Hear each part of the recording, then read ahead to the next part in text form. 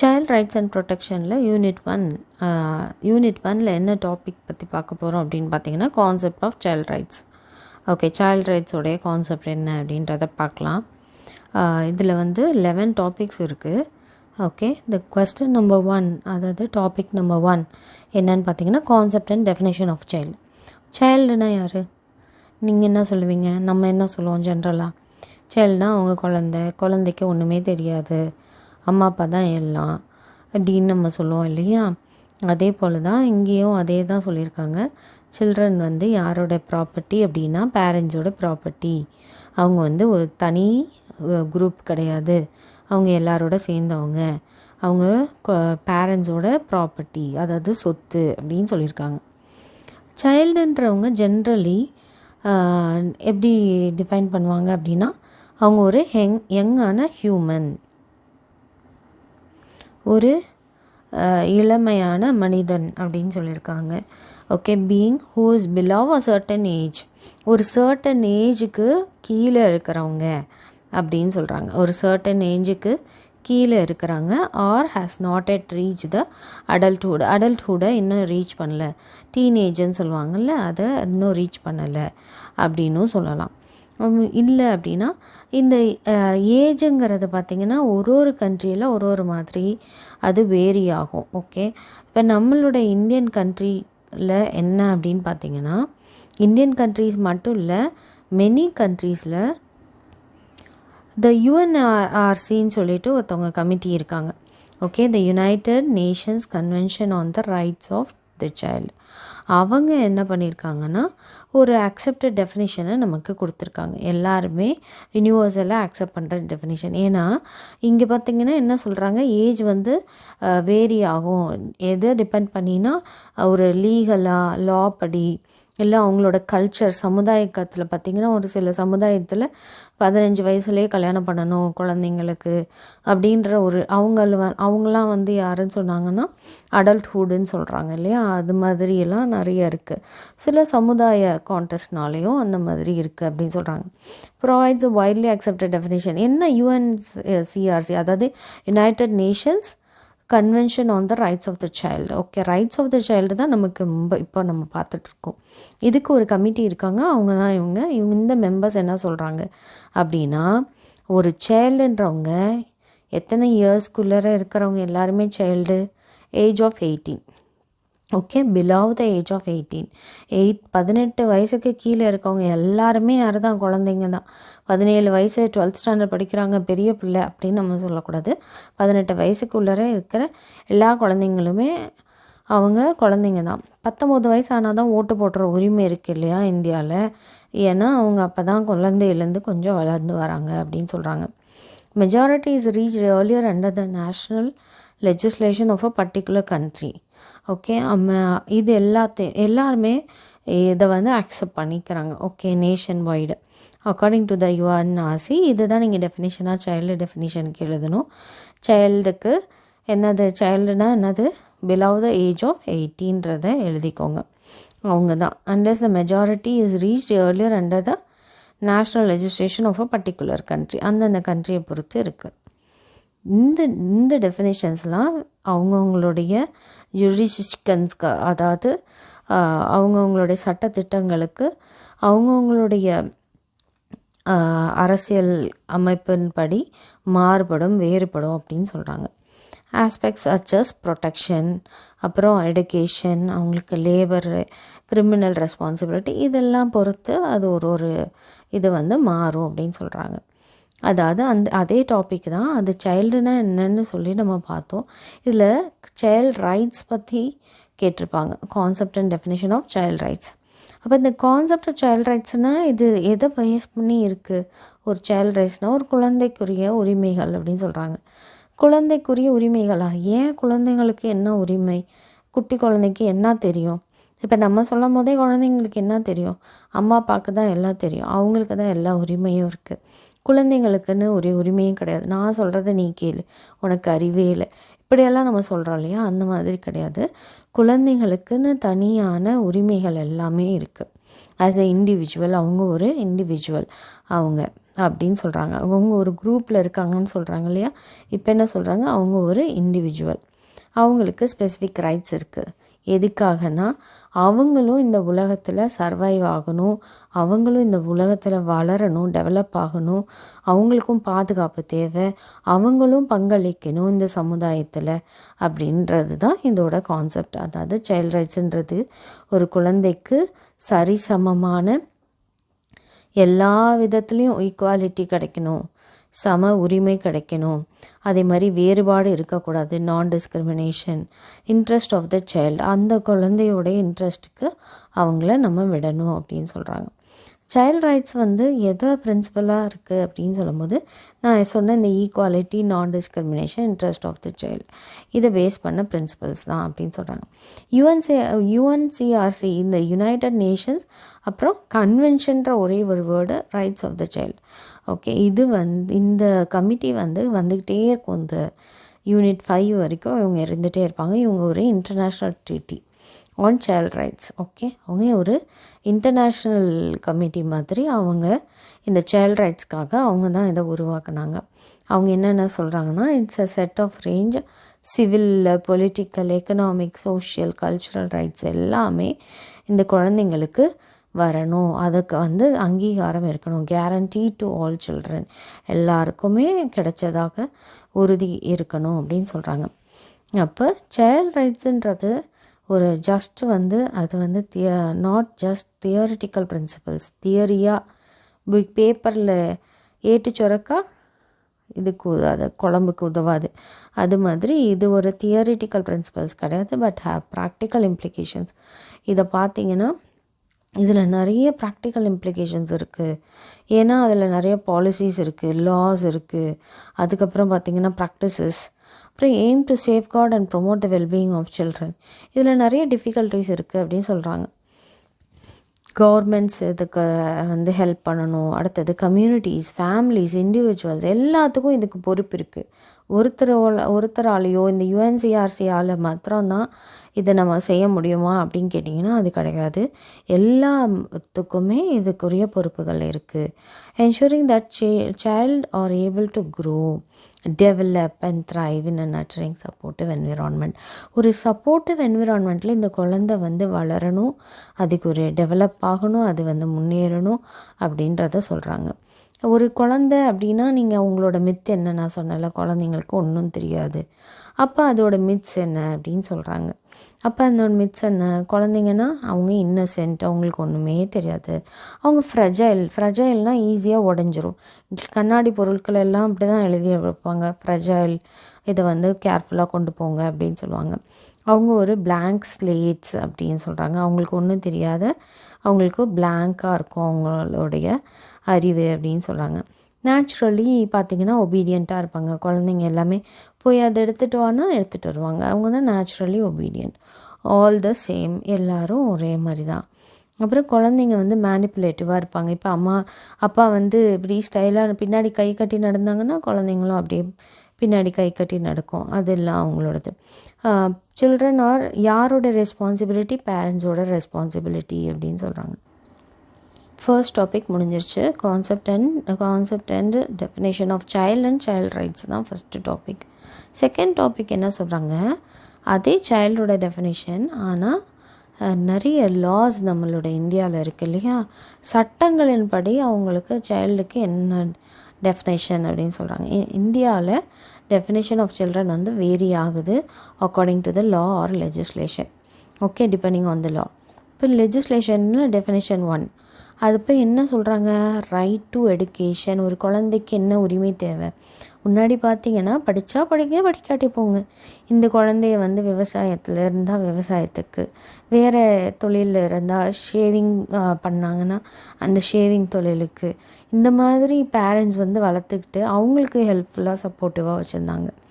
Okay, இப்போது என்ன சொல்கிறாங்க, குழந்தைக்கு உரிமை உண்டு, எதுக்கு அப்படின்னா கல்வி கற்கிறதுக்கு.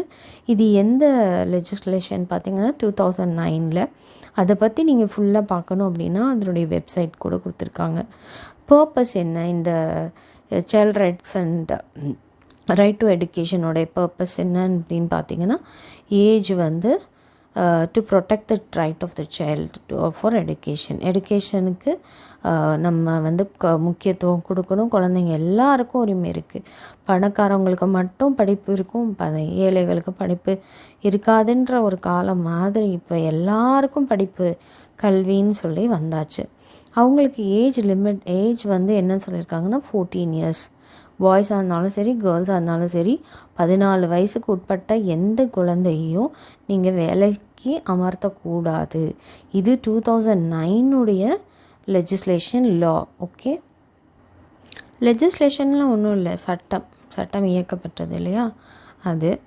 சைல்ட் லேபர் பார்த்திங்கன்னா குழந்தை தொழிலாளர்கள் இல்லாத இடமே இல்லை. இப்போ கூட நம்ம பார்க்கும்போது ஏதாவது ஒரு இடத்துல ஒரு குழந்தை வந்து பூ விற்றுட்ருக்கோம், ஏதாவது ஒரு இடத்துல. ஏன் டிவியில் கூட அந்த குழந்தைகள் நடிக்கிறாங்கல்ல, அவங்களுக்கும் என்ன தான் லேபர் தான். ஆனால் வந்து அதை அக்செப்ட் பண்ணுறாங்க. மித்த வேலைகளை செய்யும்போது நம்ம அரசாங்கம் அதை ஒத்துக்கிறது இல்லை.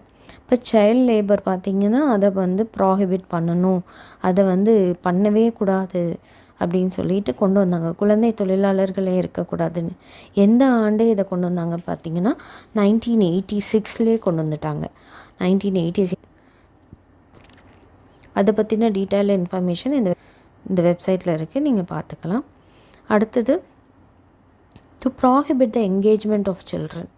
அப்போ engagement of children in certain employments பார்த்திங்கன்னா அந்த குழந்தைங்களை என்ன பண்ணுவாங்கன்னா, ஒருத்தவங்க கல் வெட்ட போனாங்கன்னா அந்த கல் வெட்டுற தொழிலுக்கு தன்னுடைய குழந்தையும் கூட்டிகிட்டு போய் அந்த கல் வெட்ட வச்சு அதனுடைய காசு அவங்க ஆன் பண்ணிக்குவாங்க. ஸோ அந்த மாதிரி இருக்கிறது எல்லாத்தையும் ப்ராஹிபிட் பண்ணணும், தடுக்கணும் அப்படின்னு சொல்லிட்டு இருக்காங்க. இதுக்குரிய கண்டிஷன்ஸ் தான் வந்து சட்டம் தான் வந்து இயக்கப்பட்டது 1986. இதோட age group of boys and girls 14. Okay, so இந்த மாதிரி 14 வயசுக்கு உட்பட்ட குழந்தைகள் எங்கே வேலை பார்த்தாலும் நீங்கள் என்ன பண்ணலாம் அப்படின்னா, நீங்கள் உடனே வந்து அதை தடுத்து நிறுத்த முடியும். ஏன்னா இதில் சட்டத்தில் நமக்கு அந்த குழந்தைங்களுக்கு 14 வயசு வரைக்கும் படிக்கிறதுக்கான உரிமை உண்டு. இப்போது நம்ம ஃபஸ்ட்டு என்ன பார்த்தோம், ஒரு சைல்டு வந்து ரைட் டு எடுகேஷன் பார்த்தோம், குழந்தை தொழிலாளர்கள் பார்த்தோம். அடுத்த சட்டம் என்ன அப்படின்னு பார்த்தீங்கன்னா மைன்ஸ் ஆக்ட். மைன்ஸுனால் என்னது, அந்த மைன்ஸ்லலாம் போய் ஒர்க் பண்ணுறாங்க இல்லையா, அந்த சொன்னேன்ல ஹசார்டஸ் ஒர்க் சிச்சுவேஷன், ஹசார்டஸான பிளேஸ். அப்போ அந்த தீப்பெட்டி தொழிற்சாலையில், அப்புறம் கோல் அந்த எரிபொருள் தயாரிக்கிறாங்க இல்லையா, அந்த நெய்வேலி சுரங்கத்தில், இந்த மாதிரி இருக்கிற இடத்துலலாம் இருக்கிற குழந்தைகள் வந்து வேலை செய்யக்கூடாது. எத்தனை வயசு வரைக்கும் ஒரு குழந்தை வேலை செய்யக்கூடாது அப்படின்னு சொன்னாக்கா 18 வயசு வரைக்கும் இருக்கிற எந்த குழந்தைங்களும். ஏன்னா ஹசார்டஸ் இது, அப்போ அவங்களுக்கு தெரியாது எப்படி ப்ரிவெண்ட் பண்ணணும், ப்ரொடெக்ட் பண்ணணும் அப்படின்னு சொல்லிட்டு. அதனால் அந்த சட்டம் இயக்கப்பட்டது. அடுத்த சட்டம் என்ன அப்படின்னு பார்த்திங்கன்னா வேலை செஞ்சாங்க, அடுத்தது அந்த சட்டம். அதே மாதிரியே இன்னொன்று என்னென்னா, ஃபேக்ட்ரிஸில் வேலை செய்யக்கூடாது. சுகர் ஃபேக்ட்ரி இருக்குது, சிமெண்ட் ஃபேக்ட்ரி இருக்குது. சிமெண்ட் ஃபேக்ட்ரியில் போயிட்டு ஒரு 10 வயசு குழந்தைய வந்து ஒரு மூட்டை தூக்க சொன்னாங்கன்னா அது எப்படி இருக்கும், அந்த குழந்தையால் எப்படி முடியும்? ஸோ அதை ப்ரிவெண்ட் பண்ணுறதுக்கு தான் இந்த சட்டம் வந்தது. ஃபேக்ட்ரிஸில் வேலை செய்யக்கூடாது. அப்படி ஃபேக்ட்ரிஸில் வேலை செய்கிற குழந்தைங்களுக்கு ஏஜ் 14 இருந்துச்சுன்னா நம்ம ப்ரிவெண்ட் பண்ணணும், நம்ம அவங்கள எடுக்கேட் பண்ணணும், குழந்தைங்கள தடுக்கணும். Legislation juvenile justice care and protection of children ஆக்ட்ன்றது 2015 வந்து நமக்கு கொடுத்தாங்க. எதுக்காக அப்படின்னாக்கா குழந்தைகளை அப்யூஸ் பண்ணாமல் இருக்கிறதுக்காகவும் அவங்கள ப்ரொடெக்ட் பண்ணுறதுக்காகவும், எல்லா தீமையிலிருந்தும் ப்ரொடெக்ட் பண்ணுறதுக்காகவும். அப்யூஸ்னால் அடிமைப்படுத்துறது குழந்தைய. ஏன்னா அவங்களுக்கு நேச்சுரலாகவே என்னது ஒபே பண்ணுவாங்க. அப்போ அவங்கள என்ன பண்ணாலும் அடிமைப்படுத்தி அவங்கள வந்து வேலை செய்யலாம், பயமுறுத்தலாம், டார்ச்சர் பண்ணலாம். ஸோ அதை ப்ரிவெண்ட் பண்ணுறதுக்காக இந்த ஜுவனைல் ஆக்ட் வந்தது. இது வந்து பாய்ஸ் அண்ட் கேர்ள்ஸ் வந்து 18 இயர்ஸுக்குள்ளே இருக்கிற எந்த ஒரு சைல்டாக இருந்தாலும் அவங்கள யாராவது அப்யூஸ் பண்ணாங்க அப்படின்னா இந்த சட்டம் வந்து அவங்க மேலே பாயும். ஓகே, அடுத்தது லெஜிஸ்லேஷன் என்னென்னா குழந்தை திருமணம். பார்த்திங்கன்னா இதில் most of the girl child வந்து அஃபெக்ட் ஆகிறாங்க. இது 2006 வந்து ஆரம்பித்தது. டு ப்ராஹிபிட் சைல்டு மேரேஜ், குழந்தை திருமணம். பார்த்துருக்கீங்கள்ல, இப்போ 20 வயசு பையனுக்கு கல்யாணம் பண்ணாங்கன்னா போய் தடுத்தாலும் அது குழந்தை திருமணத்தை தடுக்கிறது தான். அதே மாதிரி 18 வயசுக்குள்ளே இருக்கிற குழந்தைங்களுக்கு இப்போ 18 வயசு ஆகலை, நிறைய படங்கள்லேயும் சினிமாலேயும் நம்ம பார்க்குறோம். 18 வயசு ஆகலை, கல்யாணம் பண்ணுறாங்க, போலீஸில் பிடிச்சி கொடுக்குறாங்க. ஸோ இந்த மாதிரி இருக்கிற எல்லாத்தையும் நம்மளால் தடுக்க முடியும். குழந்தைங்களுக்கு இந்தந்த உரிமைகள்லாம் உங்களுக்கு இருக்குது அப்படிங்கிறத நம்ம சொல்லிக் கொடுக்கலாம். இப்போது விஜய் ஒரு படத்தில் நடிக்கும் போது ஆக்டர் விஜய் அவங்க சொல்லுவாங்க இல்லையா, என்ன சொல்லுவாங்க, லா வந்து எல்லாருக்கும் தெரியணும், சட்டம் வந்து ஒரு கல்வியாக வரணும், ஒரு சப்ஜெக்டாக வரணும் அப்படின்னு சொன்னாங்க. ஏன் அப்படின்னா அவங்கவுங்க உரிமையை அவங்கவுங்க தெரிஞ்சுக்கிட்டால் மாத்திரம்தான் இதை வந்து நம்ம வந்து மாற்ற முடியும் அப்படின்னு சொன்னாங்க. பட் இன்னமும் அது வந்து வரலை. லாயர்ஸ் மட்டும்தான் லா படிச்சிருக்காங்க, அவங்களுக்கு மட்டும்தான் தெரியுது. இந்த குழந்தைங்களுக்குமே இதெல்லாம் நமக்கு இருக்குது, நம்ம உரிமைகள் இருக்குன்றது மோஸ்ட் ஆஃப் தெம் அவங்களுக்கு தெரியாமல் இருக்குது. தெரியாத வில்லேஜ் ஸ்டூடெண்ட்ஸ்லாம் நிறைய பேர் இருக்காங்க, அவங்க வேலைக்கு போயிட்டு தான் இருக்காங்க. அடுத்த சட்டம் என்னன்னு பார்த்திங்கன்னா செக்ஷுவல் அஃபென்சஸ். இது வந்து எப்போ வந்துச்சு, ஆக்ட் வந்து 2012 வந்திருக்கு. ஏன்னா நிறைய படங்கள் பார்த்தோன்னா திடீர்னு என்ன படங்கள்லாம் பார்த்தா செக்ஷுவல் அப்யூஸ்லேயே வருது அப்படின்ட்டு பார்த்தா நிறைய அதிகரிக்கிறதுனால அதனுடைய சட்டம் வந்து இயக்கப்பட்டது, அந்த செக்ஷுவல் அஃபென்சஸ். ஸோ அதை ப்ரிவெண்ட் பண்ணுறதுக்காக, அதாவது age less than 18 years offences எல்லாத்தையும், ஹராஸ்மெண்ட் பண்ணுறாங்க, அசால்ட்டு, போனோகிராஃபி, இது எல்லாமே வந்து நம்ம ப்ரிவெண்ட் பண்ணணும் அப்படின்னு சொன்னால் அதுக்கு ஒரு சட்டம் இயக்கப்பட்டது. இது ஏஜ் பிலோ 18 இருக்கவே கூடாது, அவங்களுக்கு இதை ப்ரிவெண்ட் பண்ணணும் அப்படிங்கிறது தான். இது எல்லாமே நீங்கள் இந்த குவெஸ்டனுக்கு ஆன்சராக எழுதணும். அடுத்த டாபிக் என்ன அப்படின்னு பார்த்தீங்கன்னா history of child rights in Tamil Nadu and India. So ஒரு குழந்தைக்கு என்னென்ன, தமிழ்நாட்டில் என்னென்ன உரிமைகள், இந்தியாவில் என்னென்ன உரிமைகள், இப்போ இதை வந்து என்ன சொல்கிறாங்க, இதோட ஹிஸ்ட்ரி என்ன அப்படின்னு சொல்கிறாங்க. ஹிஸ்ட்ரினா என்ன பண்ணணும், நம்ம இண்டிபெண்டன்ஸ் வாங்குறதுக்கு முன்னாடி என்ன நடந்துச்சு, இண்டிபெண்டன்ஸ்க்கு அப்புறம் என்ன நடந்துச்சுங்கிறத நம்ம எழுதணும். ஸோ பிஃபோர் இண்டிபெண்டன்ஸ் அப்போது சைல்ட் ரைட்ஸ்லாம் இருக்கா அப்படின்னு கேட்டிங்கன்னா இல்லை. அப்போ வந்து எல்லோரும் பேசிக்கிட்டே இருந்தாங்க. யார் யார் பார்த்திங்கன்னா மகாத்மா காந்தி பேசியிருக்காரு, குழந்தைகளுக்கு உரிமை என்னென்ன அப்படின்னு சொல்லி. முத்துலக்ஷ்மி ரெட்டி பேசியிருக்காங்க, டாக்டர் முத்துலக்ஷ்மி ரெட்டி. பெரியார், ஈவீரா, அப்புறம் அம்பேத்கர் பேசியிருக்காங்க. பண்டிட் ஈஸ்வர் சந்திரா வித்யாசாகர் பேசியிருக்காங்க. சுப்பிரமணிய பாரதியார் பேசியிருக்காங்க.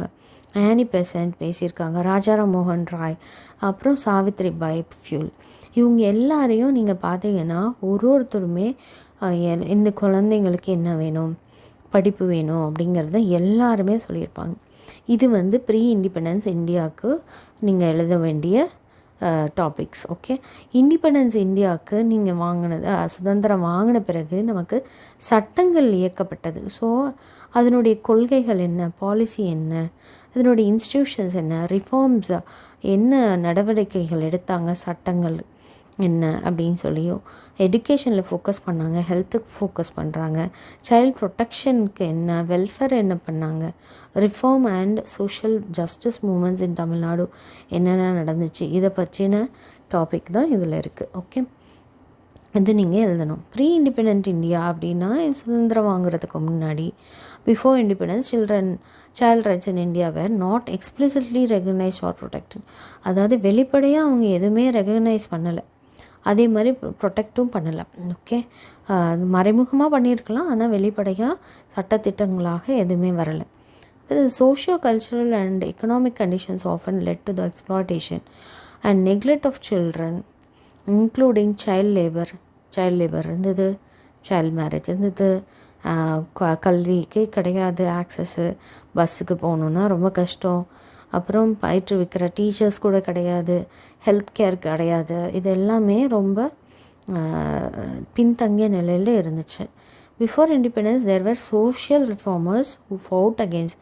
அப்போ இந்த சோஷியல் ரிஃபார்மர்ஸ் யார், மகாத்மா காந்தி நான் சொன்னேன் இல்லையா, டாக்டர் அம்பேத்கர், இவங்க எல்லாருமே இதுக்கு பற்றி பேசிக்கிட்டு, இதுக்காக வழக்காடிக்கிட்டு, இந்த குழந்தைங்களுடைய நலத்துக்காக அவங்க போராடிக்கிட்டே இருந்தாங்க. அப்போ மகாத்மா காந்தி வந்து என்ன சொல்லியிருக்காரு, ஃபஸ்ட்டு மகாத்மா காந்தி யார், அவர் வந்து father of the Indian nation, தேசப்பிதா என்று அழைக்கப்படுகிறவர். அவர் ஒரு ஸ்ட்ராங்கான அட்வொகேட். எதுக்காக? குழந்தைகளுடைய உரிமைகளுக்காக அவர் அட்வொகேட் பண்ணதுனால தான் இப்போ நம்ம நாட்டில் நம்ம ஊரில் இருக்கிற குழந்தைகள் எல்லாம் படிக்க போகிறாங்க. He emphasized the importance of education and child welfare. அவர் குழந்தைங்களுக்கு கல்வி தேவைங்கிற முக்கியத்துவத்தை அவர் வலியுறுத்திக்கிட்டு வந்தார். Gandhi believe that children should be given. குழந்தைங்களுக்கு சுதந்திரம் கொடுக்கணும். இப்போ வண்ணான் வேலையை தான் செய்யணுன்னுவாங்க. அப்போ ஷேவ் பண்ணால் ஷேவிங் வேலையை தான் பண்ணணும். அவங்க குழந்தைங்க அப்படி அவங்க ஃப்ரீடமாக திங்க் பண்ண முடியாது. ஸோ அவங்களுக்கு என்ன வேணும் அப்படின்னா ஃப்ரீடம் வேணும் அப்படின்னு சொல்லி குழந்தைங்களுக்கு சுதந்திரத்தை தாங்க, அன்பு தாங்க, நச்சரிங் என்விரான்மெண்ட், இது நல்ல ஒரு என்விரான்மெண்ட்டை தாங்க அப்படின்னு சொல்லியிருக்காங்க. ஒரு விவேக் ஜோக்கில் கூட நம்ம பார்த்துருப்போம்ல, நீங்கள் கண்ணு தெரியுதா அப்படின்னு கேட்பாங்க. கண்ணு தெரியல. இன்னும் தெரியுதான்னு பக்கத்தில் கொண்டு வந்து கேட்பார். கண்ணு தெரியல அப்படின்வாங்க. ஏன் தெரியாது அப்படின்னா, எனக்கு படிக்க தெரியாது, அதனால் நான் படிக்கல. அப்போ உங்கள் பிள்ளையாவது படிக்க வச்சிங்களா? இல்லை. உங்கள் பிள்ளையாவது இல்லை. ஏன்னா அவன் ஏன் பேச்சை கேட்க மாட்டான்ல அப்படின்னு சொல்லுவாங்க. ஸோ அப்போ அந்த மாதிரியான மனிதர்கள் தான் இருந்தாங்க. அதுக்கப்புறம் தான் இந்த உரிமைகள்லாம் எல்லா குழந்தைங்களுக்கும் கிடச்சிச்சு. குழந்தை திருமணம், குழந்தை தொழிலாளர், exploitation of children in any form, எந்த ஒரு இதுலேயும் அவங்கள தொந்தரவு கொடுக்குற மாதிரி இருக்கிற எல்லாத்துலேருந்தும் அவங்கள விளக்கணும் அப்படின்னு சொல்லி மகாத்மா காந்தி அவர்கள் சொல்லிகிட்டே இருந்தாங்க. அடுத்தது முத்துலக்ஷ்மி ரெட்டி. அவங்க என்ன சொன்னாங்க? டாக்டர் முத்துலக்ஷ்மி ரெட்டி அவங்க ஒரு பியானியர், அதாவது முன்னோடி. அவங்க ஒரு சமுதாய சீர்திருத்தத்தை ஈடுபடுத்தினாங்க. அவங்க ஒரு first female legislator in India. அவங்க ஒரு முதல் பெண் சட்ட நிபுணர் இந்திய அரசியலில். ஓகே, அவங்க என்ன பண்ணாங்க அப்படின்னு பார்த்திங்கன்னா, ஒரு விமன் இண்டியன் அசோசியேஷன் ஒன்று ஆரம்பித்தாங்க. அவங்க அதில் நிறைய வேலைகளை செய்தாங்க. எதுக்காக அப்படின்னு பார்த்திங்கன்னா, குழந்தை திருமணத்தை எதிர்த்து சண்டை போட்டுகிட்டு இருந்திருக்காங்க பார்த்துக்கோங்க. அப்போ அந்த குழந்தை திருமணத்தை அவங்களால தடுக்க முடியல.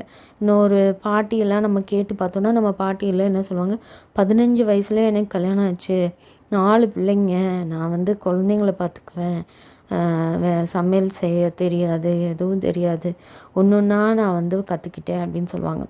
அது மாதிரி தேவதாசி சிஸ்டம்ன்ற ஒரு சிஸ்டமையும் அவங்க தடுத்தாங்க. அதுக்காகவும் அவங்க போராடினாங்க. இந்த தேவதாசி சிஸ்டம் அப்படின்னா என்னென்னா, குழந்தையிலேயே ஒரு பெண்ணை கடவுளுக்குன்னு அர்ப்பணிக்கிறது. இந்த காலத்தில் கூட சொல்கிறாங்க, நீ சாமி, நீ குறி சொல்கிற, நீ அதனால் கடவுளுக்கு உன்னைய நாங்கள் ஒப்பு கொடுக்குறோம் அப்படின்னு சொல்லி கொண்டு போயிடுறாங்க.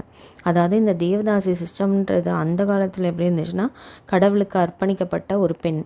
அந்த பெண் கடவுளுக்கு கல்யாணம் பண்ண மாதிரி அப்படி சொல்கிறாங்க. அதாவது இந்த கோயில்களில் உள்ள எல்லா சுத்தம் பண்ணணும், எல்லா வேலைகளும் செய்யணும் அப்படின்னு சொல்லி அந்த கோயிலுக்கே, அந்த சாமிக்கே அர்ப்பணிக்கப்பட்ட ஒரு பெண் அப்படிங்கிற சிஸ்டமுக்கும் இவங்க அகெயின்ஸ்டாக இருந்தாங்க. அதுக்கப்புறம் என்ன பண்ணாங்க, she also works towards improving health care improve பண்ணும். அதாவது நிறைய பேருக்கு சத்து குறைபாடுகள் நிறைய இருந்தது. கல்வியிலையும் அவங்க பின்தங்கி தான் இருந்தாங்க. அவங்க படிக்கலை. ஆனால் இவங்க படிச்சிருக்காங்க. இவங்க ஒரு டாக்டர், இவங்க பேரே டாக்டர் முத்துலக்ஷ்மி ரெட்டி இல்லையா? அவங்க படித்ததுனால, அதனுடைய முக்கியத்துவம் தெரிஞ்சதுனால அதற்காக அவங்க போராடிட்டு இருந்திருக்காங்க. ஈவேரா பெரியார் என்ன பண்ணியிருக்காங்க, ஈவி ராமசாமி அப்படின்னு சொன்னால், அவர் ஒரு சமூக சீர்திருத்த பண்ணிகிட்டு இருந்தாங்க. அது இல்லாமல் அரசியலில் இருக்கிறவங்க. அவங்க எதுக்காக அப்படின்னு பார்த்திங்கன்னா, அவங்க சமுதாய நீதிக்கும் ஈக்குவாலிட்டி, சமத்துவத்துக்காகவும் போராடி இருக்காங்க. அப்போது அதனுடைய முக்கியத்துவம் அவங்களுக்கு தெரிஞ்சிருக்கு, கல்வியினுடைய முக்கியத்துவம். அப்புறம் எதுக்காக அவங்க அகெயின்ஸ்டாக ஃபைட் பண்ணாங்க அப்படின்னு பார்த்தா, குழந்தை திருமணம் வேண்டாம், கேஸ்ட் பேஸ்டு டிஸ்கிரிமினேஷன், நீ இந்த ஜாதின்ற வேறுபாடு இருக்கணும் அப்படின்னு. அப்போ ஈக்குவல் ரைட்ஸ், எல்லாருக்கும் சமமான உரிமை வேணும்னு சொல்லி அவங்க வழக்காடியிருக்காங்க.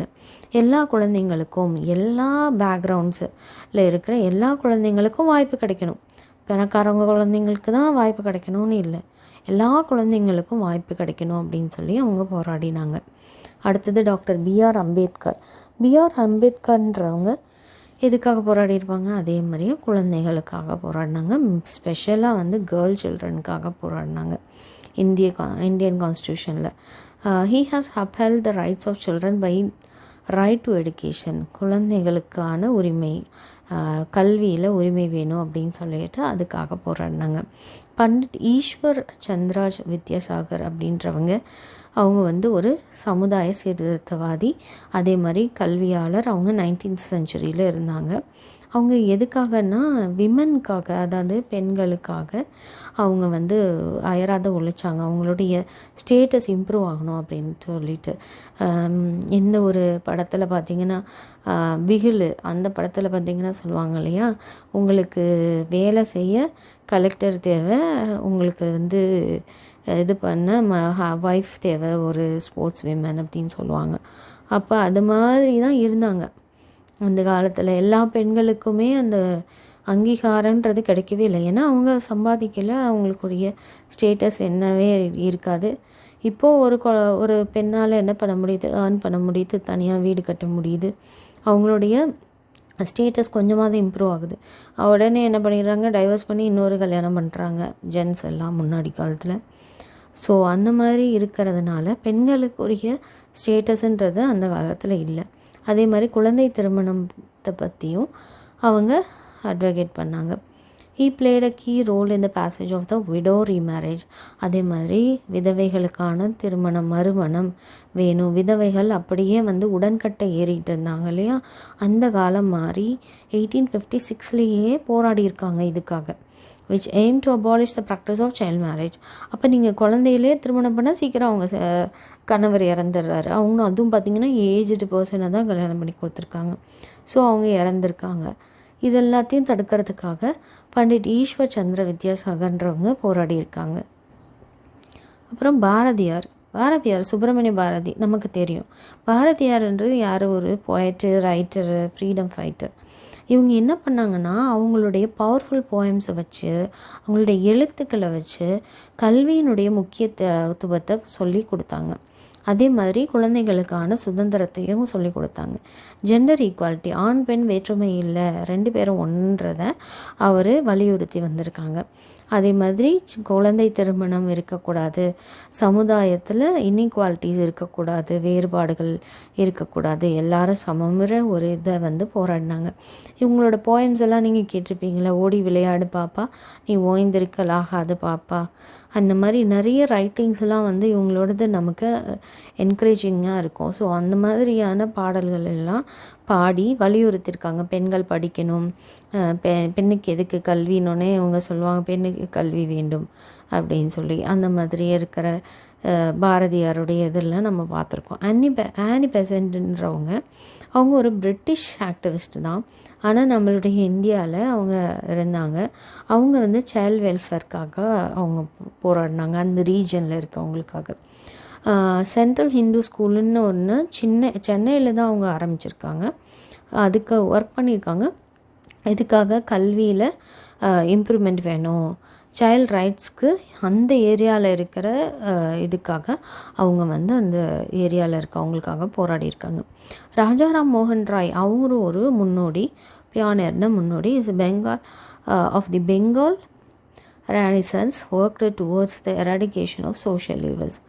அப்போ சோஷியல் ஈவில்ஸ் எல்லாம் நடக்கும்போது அதை வந்து எராடிகேட் பண்ணணும் அப்படின்னு சொல்லி பண்ணாங்க. Including child marriage and practice of sati தான் உங்களுக்கு தெரியும், உடன்கட்டை ஏறுதல். இது எல்லாத்துக்கும் அவங்க வந்து ஒழிக்கணும் அப்படின்னு சொல்லி அவங்க வந்து போராடினாங்க. He believed in the importance of education. அவரும் வந்து முக்கியத்துவம், எல்லாருமே கல்விக்கு முக்கியத்துவம் கொடுத்தாங்க. அதற்காக போராடினாங்க, அதுக்காக பேசினாங்க, அதுக்காக வழக்காடினாங்க.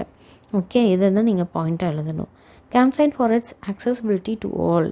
எல்லாருக்கும் அது வந்து ஆக்சசிபிளாக இருக்கணும், எல்லாருக்கும் அது கிடைக்கணும் அப்படின்னு சொல்கிறாங்க. ரிகார்ட்லெஸ் ஆஃப் ஜெண்டர், கேஸ்ட், இது எல்லாத்தையும் தகர்த்து எல்லாருக்கும் இது போய் சேரணும் அப்படின்னு சொன்னாங்க. சாவித்ரிபாய் ஃபியூல் இவங்க என்ன பண்ணாங்க? அவங்க ஒரு சமுதாய சீர்திருத்தர், அதே மாதிரி ஒரு போயட்டு. இவங்க எதுக்காக கான்ட்ரிபியூட் பண்ணாங்கன்னா 19th செஞ்சுரியில் குழந்தைகளுக்கான உரிமைகளில். அவங்க ஒரு ஸ்ட்ராங்கான அட்வொகேட். எதுக்காகனா பார்த்திங்கன்னா பெண்கள் கல்விக்காக. when it was widely neglected in India. பெண் கல்வி வந்து அப்போ இப்பயும் பார்த்திங்கன்னா நமக்கு சரிசம உரிமை கிடையாது இல்லை, 33% தான் நமக்கு உண்டு. ஈக்குவாலிட்டியில் நமக்கு 33% தான் இருக்குது விமனுக்கு, கேர்ள் சைல்டுக்கு. அப்போ இங்கேயுமே என்ன சொல்கிறாங்க இவங்க, அப்போ சுத்தமாகவே இல்லாமல் இருந்துச்சு, அதனால் நமக்கு அட்லீஸ்ட் 33% கிடச்சிருக்கே அப்படின்னு நம்ம சொல்லிக்கிறோம். She establish the first school for girls. Girls ஸ்கூலே இவங்க தான் ஃபஸ்ட்டு பூனேயில் 1848 கொடுத்துருக்காங்க. அந்த பூனேயில் ரொம்ப வந்து எதிர்ப்பு அதிகமாக. Providing them with access to education that was previously denied to them. பூனேயில் இருக்கிற பெண் குழந்தைங்களுக்கு இதை வந்து பெண்களுக்கு கல்வியே இருக்கக்கூடாதுன்னு சொல்லி ப்ராகிபிட் பண்ணியிருந்திருக்காங்க. By focusing on girls' education, she aimed to empower them and break the cycle of oppression and discrimination. அப்போ அந்த பெண் கல்விக்கு முக்கியத்துவம் கொடுத்ததுனால அவங்களுடைய இதெல்லாம் வந்து அப்ரெஷன், அதாவது ஒடுக்குதலையும் வேறுபாடையும் எடுத்து போடணும் அப்படின்னு நினச்சாங்க. These reformers played a crucial role in challenging social norms and fighting for the rights and well-being of children in Tamil Nadu during the pre-independence India. So இவங்க எல்லாருமே நம்மளுடைய தமிழ்நாடுக்காகவும் இந்தியாவுக்காகவும் சமுதாய சீர்திருத்தத்துக்காக அவங்க ஃபைட் பண்ணியிருக்காங்க அப்படின்றத நீங்கள் வந்து கன்க்ளூஷனாக எழுதிக்கலாம். Okay, their efforts laid the foundation for advancement in child. இவங்களுடைய எஃபர்ட்ஸ் எல்லாம் தான் சைல்ட் ரைட்ஸ் அண்ட் வெல்ஃபேருக்கு நமக்கு ஊந்துதலாக இருந்தது and continue to inspire for future generation. அதனால தான் நம்மளால் இப்போது இண்டிபெண்டன்ட் வாங்கின பிறகு அது சட்டங்களாக இயக்கப்பட்டது. இண்டிபெண்டன்ஸ்க்கு அப்புறமேட்டு பார்த்திங்கன்னா 1947 என்ன பண்ணாங்க, இந்தியா ரெக்கக்னைஸ் பண்ணிச்சு to protect the rights of children. அப்போ குழந்தைங்களை நம்ம ப்ரொடெக்ட் பண்ணணும் அப்படிங்கிற ஒரு விழிப்புணர்வு வந்து சட்டமும் வந்திருக்கு. கான்ஸ்டியூஷன் ஆஃப் இந்தியா அடாப்டட் எந்த இயரில், 1950 என்ன மாதிரி சொல்லியிருக்காங்க, குழந்தைங்களை ப்ரொடெக்ட் பண்ணணும், அவங்களுடைய நலனுக்காக நம்ம சட்டங்களை கொண்டு வரணும் அப்படின்னு சொன்னாங்க. அப்போது இந்த ஆர்டிக்கல் 15(3) வந்து என்ன சொல்லியிருக்காங்க, இதுதான் சட்டமாக இயக்கப்பட்டது. அப்புறம் ஆர்டிக்கல் 24 வந்துச்சு. என்ன அப்படின்னா குழந்தைங்களுக்கு ஸ்பெஷலான ப்ரொவிஷன்ஸ் கொடுக்கணும், சலுகைகள் கொடுக்கணும். அதே மாதிரி அவங்கள ஹசார்டஸ் இண்டஸ்ட்ரீஸில் ஒர்க் பண்ணக்கூடாது, அவங்கள ப்ராஹிபிட் பண்ணணும் அப்படின்னு சொல்லி சட்டம் வந்தது. அடுத்தது formation of policies and institutions. அப்போ பாலிசியும் இன்ஸ்டிடியூஷனும் எப்போ ஃபார்ம் ஆச்சு பார்த்திங்கன்னா 1970s 1980s. Several policies and programmes were implemented to address child rights and issues. அப்போ என்ன பாலிசி அப்படின்னு பார்த்திங்கன்னா த என்பிசி, அதான் நேஷ்னல் பாலிசி ஃபார் சில்ட்ரன், 1974 கொண்டு வந்தாங்க. எதை ஃபோக்கஸ் பண்ணுறதுக்காக, குழந்தைங்களோட ஹெல்த்து, எல்லாத்துக்குமே ஹெல்த்து தேவை இல்லையா? ஸோ குழந்தைங்களுடைய ரைட்ஸ் என்ன, ஹெல்த் என்ன, எடுகேஷன் என்ன, அவங்களுடைய நலன் என்ன அப்படிங்கிறதுல அவங்க ஒரு பாலிசி கொண்டு வந்தாங்க. அடுத்தது ஐசிடிஎஸ், இப்போ வரைக்கும் இருக்கிற சத்துணவு, அங்கன்வாடி, இது எல்லாமே எந்த இயரில் கொண்டு வந்தாங்க பார்த்திங்கன்னா 1975. நிறைய குழந்தைங்களுக்கு சாப்பாடு இல்லை, சாப்பாடு இருந்தாலும் சத்துள்ள சாப்பாடு இல்லை. இப்போ நம்ம முதலமைச்சர் கொடுத்துருக்காங்க இல்லையா, காலை உணவு திட்டம், மதிய உணவு திட்டம். அந்த காலை உணவு திட்டம் நியூட்ரிஷியஸாக இருக்கணும், மதிய உணவு திட்டம் நியூட்ரிஷியஸாக இருக்கணும்னு சொல்லி இப்போ சத்து உணவு, அதுக்குனால தான் அதுக்கு பேர் சத்துணவு அப்படின்னு சொல்லி வச்சுருக்காங்க. இதை தான் என்ன சொல்கிறாங்க, ஐசிடிஎஸ், இன்டகிரேட்டட் சைல்டு டெவலப்மெண்ட் சர்வீசஸ்ன்னு சொல்லி. இவங்க என்னென்ன பார்ப்பாங்க அப்படின்னு பார்த்தீங்கன்னா நியூட்ரிஷியஸ், அதாவது சத்து குறைபாடு உள்ள குழந்தைகள் இருக்கா அப்படின்றத பார்ப்பாங்க, ஹெல்த் வைஸ். அப்புறம் developmental needs of young children, குழந்தைங்களுடைய டெவலப்மெண்ட்டுக்கு என்ன தேவையோ அதை அவங்க பார்ப்பாங்க. அடுத்தது ஒன்று இது கொண்டு வந்திருக்காங்க, ஒரு ஸ்கீம். இதெல்லாமே ஸ்கீமு, இது ஆல் ஓவர் இந்தியா இருக்குது. ஐசிடிஎஸ், அங்கன்வாடி எல்லாம். இந்த தமிழ்நாடு இன்டகிரேட்டட் நியூட்ரிஷன் ப்ராஜெக்ட்ன்னு சொல்கிறாங்க. இது வந்து 1980s கொண்டு வந்தாங்க. எதுக்காகனா மால் நியூட்ரிஷன்னா ஊட்டச்சத்து குறைபாடு உள்ள குழந்தைகள் and improve maternal and child health. Maternal ஹெல்த்னால் மாசமாக இருக்கிற தாய்மார்களுடைய அவங்களுடைய ஹெல்த்தையும், அந்த மாதிரி குழந்தைகளுடைய ஹெல்த்தையும் பார்த்திங்கன்னா ஊட்டச்சத்து குறைபாடு உள்ள குழந்தைகள்னு சொல்லி அவங்க விளம்பரம்லாம் கொடுப்பாங்க.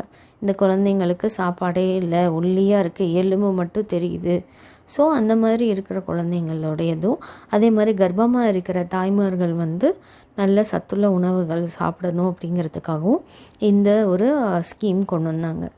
அடுத்தது லெஜிஸ்லேஷன் அண்ட் லீகல் ரிஃபார்ம்ஸ் என்னென்ன நடந்துச்சுன்னு பார்த்திங்கன்னா, ஜுவனைல் ஜஸ்டிஸ் ஆக்ட் இது வந்து ஃபஸ்ட்டு பாஸ்ட் இன் 1986 இது கொண்டு வந்தாங்க. எதுக்காக இந்த ஜுவனைல் ஜஸ்டிஸ் அப்படின்னு பார்த்திங்கன்னா, அவங்கள குழந்தைங்கள கேர் பண்ணுறதுக்காக, உனக்கு என்னம்மா எப்படி இருக்க அப்படின்றத கேர் பண்ணுறதுக்காகவும், ப்ரொடெக்ட் பண்ணுறதுக்காக, பாதுகாக்கிறதுக்காக, மறுவாழ்வு ரீஹாபிலிட்டேஷன்னா மறுவாழ்வு, யார் யாருக்கு இது மறுக்கப்பட்டிருக்கோ, இது கொடுக்கப்படாமல் இருக்கோ அவங்களுக்காக இந்த உருவாக்கப்பட்டது.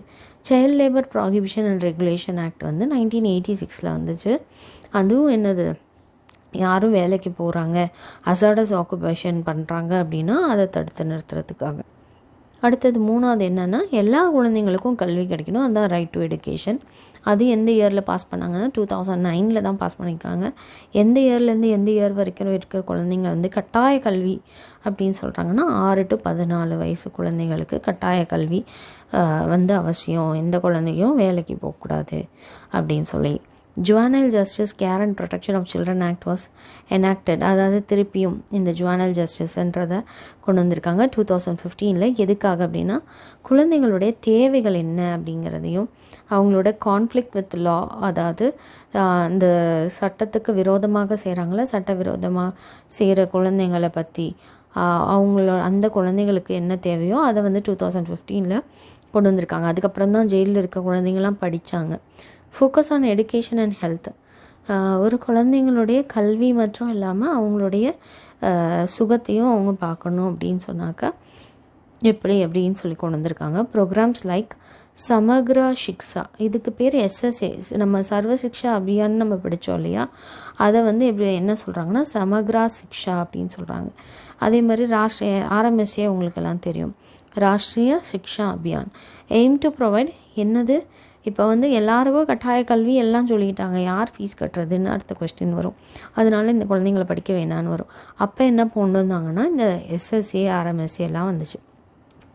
SSA RMSAலன்னு என்ன சொல்லியிருக்காங்க, இலவசமாக கட்டாயமாக கல்வி வந்து எல்லா குழந்தைங்களுக்கும் சேரணும் அப்படின்னு சொல்லி கொண்டு வந்த ப்ரோக்ராம். அடுத்தது NHM அப்படின்றது ஹெல்த் மிஷன், அதாவது குழந்தைங்களுக்குடைய ஹெல்த்து எப்படின்னு பார்த்திங்கன்னா, அது ரெப்ரடக்டிவ், அப்புறம் வந்து மெட்டர்னலாக இருந்தால், நியூ பார்னாக இருந்தால், சைல்டு, அடலசென்ட் ஹெல்த்து. இப்போ பார்த்திங்கன்னா அடலசென்ட் குழந்தைங்களுக்கு என்ன கொடுக்குறாங்க, அனிமிக்காக இருந்தால் அனிமிக் டேப்லெட் கொடுக்குறாங்க இல்லையா, ரத்த சோகை உடைய டேப்லெட். குழந்தை பிறந்த உடனே அந்த குழந்தைக்கு தேவையான சத்து.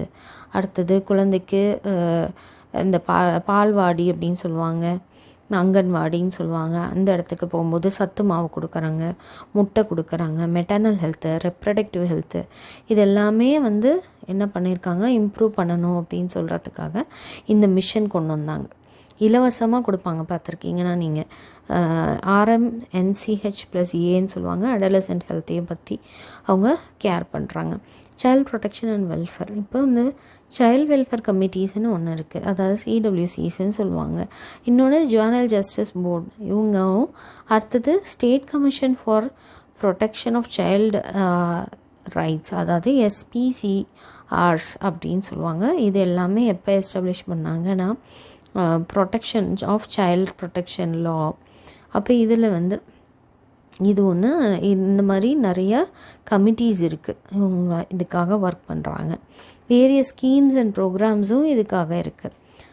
ஐசிபிஎஸ்னால் integrated child protection scheme, aim to prevent and respond to child abuse. இப்போ யாராவது சைல்டு அப்யூஸ் பண்ணியிருக்காங்கன்னா அதுக்கு உடனே அவங்க ஆக்ஷன் எடுக்கலாம்.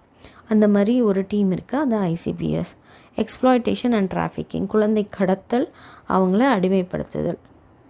எக்ஸ்ப்ளாய்டேஷனாக அந்த குழந்தைங்களோட உழைப்பை சுரண்டுறது, அவங்களுடைய சொத்துக்களை சுரண்டுறது, அப்புறம் கடத்துறது, அடிமைப்படுத்துவது, இதுதான் இதனுடைய அவங்க வந்து ப்ரொடெக்ட் பண்ணுற ஸ்கீம்ஸ் அப்படின்னு சொல்கிறாங்க.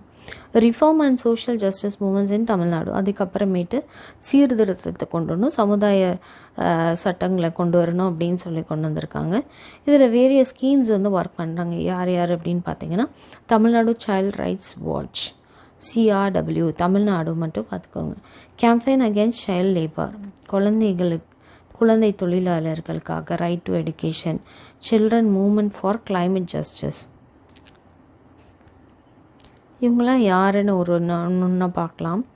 TNCRW அப்படிங்கிறவங்க, அவங்க ஒரு network of individuals organisations working towards the promotion and protection of children. So குழந்தைங்களுக்கு ப்ரொடெக்ஷனை கொடுக்கறதுக்காக தமிழ்நாடு இதை கொண்டு வந்திருக்காங்க. அவங்க என்ன பண்ணுறாங்க, அவங்க ரிசர்ச் மேற்கொள்கிறாங்க, இதை அட்வொகேட் பண்ணுறாங்க. அதே மாதிரி campaign to raise awareness child ரைட்ஸ்க்குரிய அவேர்னஸ், உங்களுக்கு இந்த உரிமைகள்லாம் இருக்குது, நீங்கள் கல்வி கற்கலாம், உங்களுக்கு இந்த இஷ்யூஸ் எல்லாம் இருந்துச்சுன்னா அதை நீங்கள் சொல்லலாம் அப்படின்னு சொல்லி இவங்க அந்த அமைப்புக்கு அதை சொல்லி கொடுக்குறாங்க, குழந்தைங்களுக்கு விழிப்புணர்வு ஏற்படுத்துகிறாங்க. அதே மாதிரி பாலிசி சேஞ்சஸ்க்கும் அவங்க இதாக இருக்காங்க ஒரு டீமாக.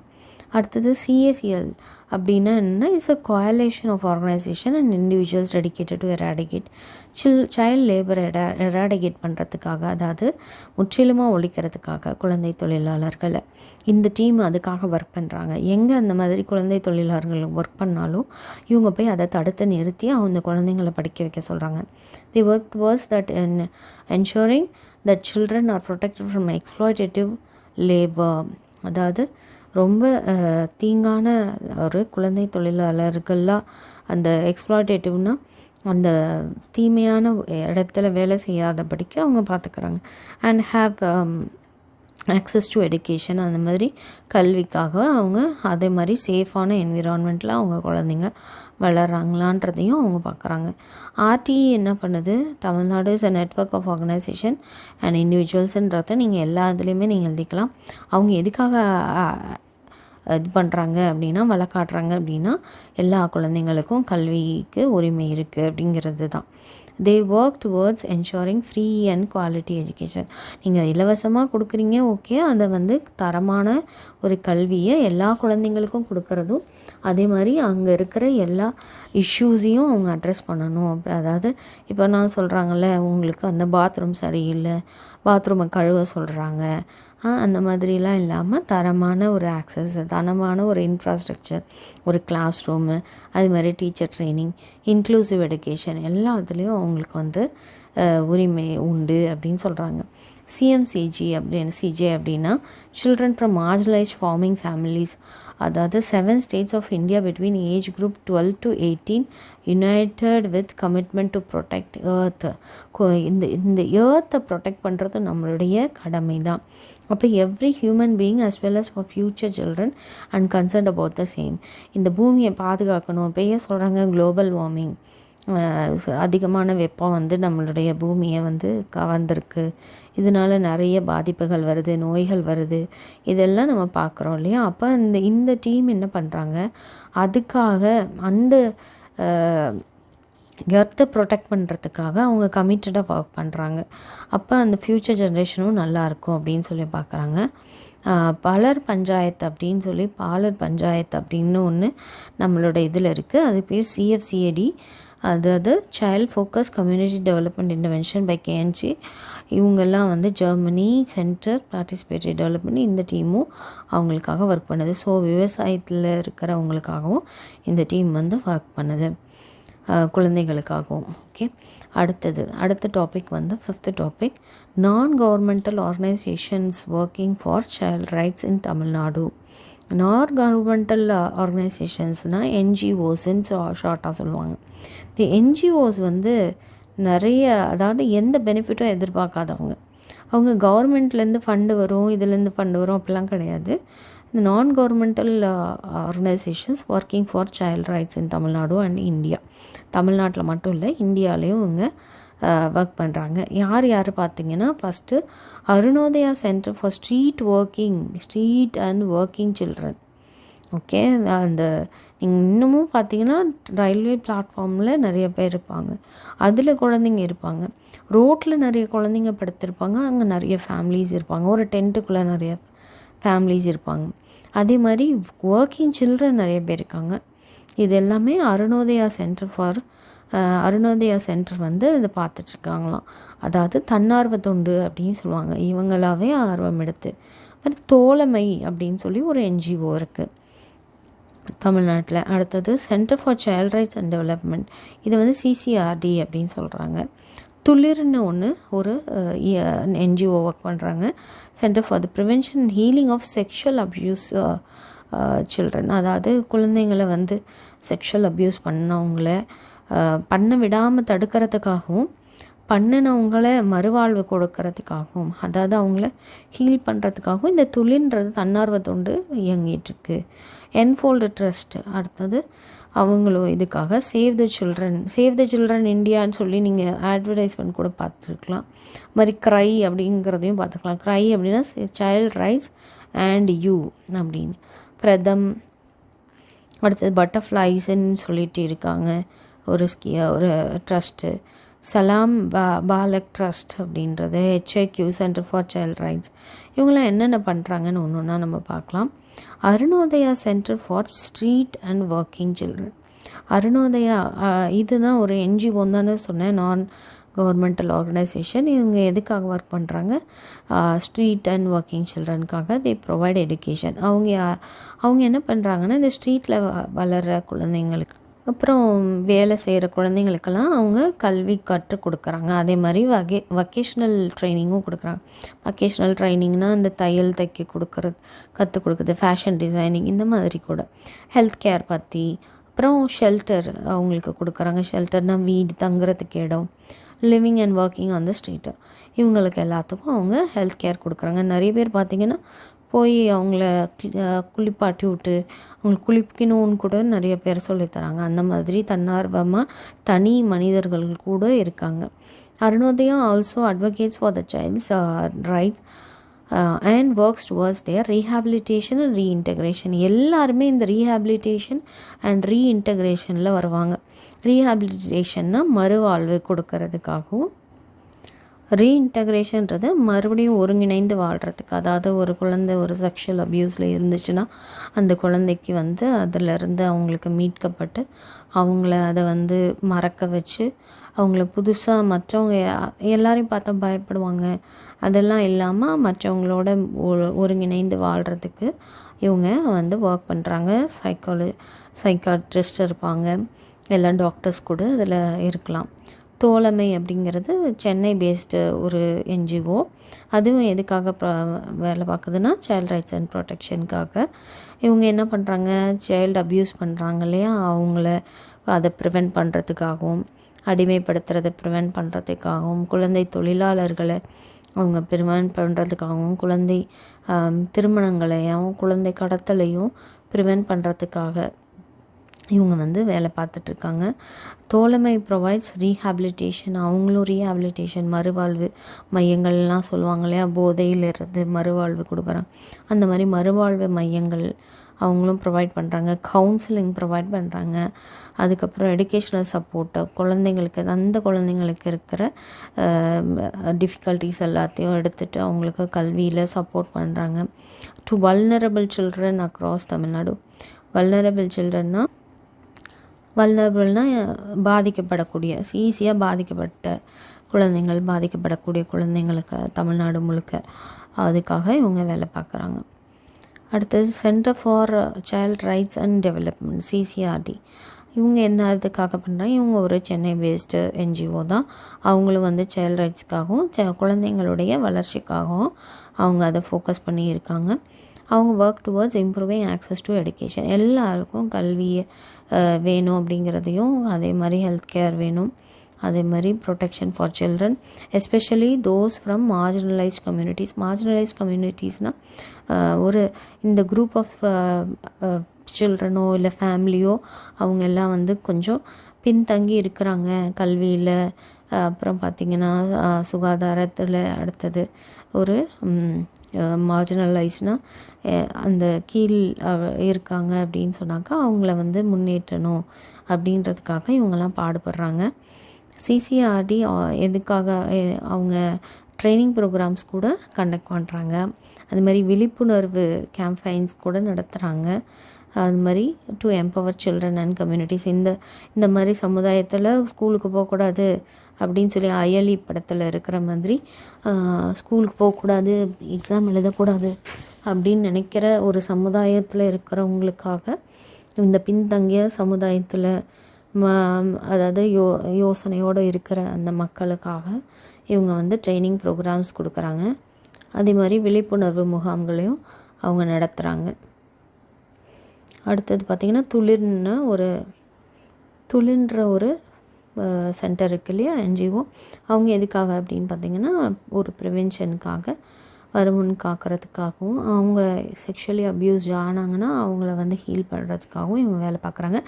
இவங்களும் சென்னை பேஸ்டு. இவங்க focuses on addressing the issue of சைல்டுடைய இஷ்யூ என்ன, அவங்க எதனால் பாதிக்கப்பட்டாங்க, செக்ஷுவல் அப்யூஸ்னாலையா, அதாவது இந்த செக்ஷுவல் அப்யூஸ்லேருந்து அவங்கள எப்படி மீட்கிறது, அது மாதிரி ப்ரொவைடிங் சப்போர்ட் டு சர்வைவர்ஸ், இதை வச்சு அவங்க சர்வை பண்ணுறவங்களுக்கு சப்போர்ட்டும் பண்ணுறாங்க. Thulir develops and implements prevention programmes to create awareness about child sexual abuse. அப்போ அவங்களும் விழிப்புணர்வுக்காகவும் அவங்களுடைய ப்ரிவென்ஷனுக்காகவும் அவங்க வேலை செய்கிறாங்க. அதாவது child sexual abuse and equip children, parents, caregivers and professionals with knowledge. அவங்களுக்கு இந்த மாதிரி இருக்கிறவங்களுக்கு நீங்கள் வந்து சில ஃபேமிலியே வந்து தற்கொலை பண்ணிக்கிறாங்க, இந்த மாதிரி ஒரு நடந்துருச்சு அப்படின்னு சொல்லி. அந்த மாதிரி அந்த குழந்தைங்களால் வந்து மீள முடியல. இந்த மாதிரி படங்கள் கூட நம்ம பார்க்குறோம். இவங்கள மாதிரி இருக்கிற பேரண்ட்ஸ்க்கு கண்டிப்பாக என்ன தேவை அப்படின்னா, இது ஒன்றும் இல்லை அப்படிங்கிற நாலேஜ் அவங்களுக்கு தேவை. இது வந்து ப்ரிவெண்ட் பண்ணணுன்ற நாலேஜும் இந்த சில பேரண்ட்ஸ்க்கு தேவை. இதுக்குரிய ஸ்கில்ஸ் அவங்களுக்கு என்ன வேணும் அப்படிங்கிறதையும் அவங்க கற்றுத்தராங்களாம். To prevent and respond to abuse நடந்துருச்சு, செக்ஷுவல் அப்யூஸ், அவங்களுக்கு இவங்க வந்து எப்படி வந்து ரெஸ்பாண்ட் பண்ணணும், என்ன மாதிரி அவங்க வந்து இருக்கணும் அப்படிங்கிறதையும் அவங்க சொல்லித்தராங்க. These programmes aim to educate and community and empower individuals to identify and report cases of abuse. சில அப்யூஸ் நடந்துச்சுன்னா அவங்க வெளியில் கூட சொல்லாமல் இருக்காங்க. ஸோ அதை சொல்லி அதுலேருந்து வெளியில் வந்து எல்லாரு கூடயும் அவங்க மிங்கிள் ஆகி பழையபடி அவங்க வாழ்கிறதுக்கான எல்லா வித விழிப்புணர்வு முகாமும் விழிப்புணர்வு ட்ரைனிங்கும் அவங்க கொடுக்குறாங்க. என்ஃபோல்டட் ட்ரஸ்ட் அப்படிங்கிறதும் ஒரு நான் ப்ராஃபிட்டாக தான், என்ஜிஓ அப்படின்னா நான் ப்ராஃபிட் ஆர்கனைசேஷன். அப்போது பேஸ்ட் ஆன் இது வந்து ப்ராஃபிட்டெல்லாம் எனக்கு வேணாம் அப்படின்னு சொல்கிற ஒரு ட்ரஸ்ட்டு பெங்களூரில் இருக்குது, இந்தியாவில். எதுக்காக அப்படின்னு பார்த்திங்கன்னா ப்ரொடெக்ஷனுக்காகவும், creating safe spaces for children, குழந்தைங்களுக்கு ஒரு சேஃபான ஸ்பேசஸ் வந்து கொடுக்கறதுக்காகவும் இவங்க இருக்காங்க. அதாவது focusing on raising awareness about sexual அப்யூஸ்னால் என்ன, அதுதான் குட் டச் பேட் டச்லாம் நமக்கு இப்போது யூடியூப்பில் வரதை நினச்சாவே ஓகேவாக இருக்குது. அதெல்லாம் வந்து அவங்க கொடுக்குறாங்க. ப்ரொமோட்டிங் ப்ரிவென்ஷன் ஸ்ட்ராட்டஜிஸ் இவங்க தான் இல்லை, எல்லா இடத்துலையும் இப்போ வந்துருச்சு. தே கண்டக்ட் ஒர்க் ஷாப்ஸ், அவங்களுக்காக ஒர்க் ஷாப்ஸ் கண்டக்ட் பண்ணுறாங்க.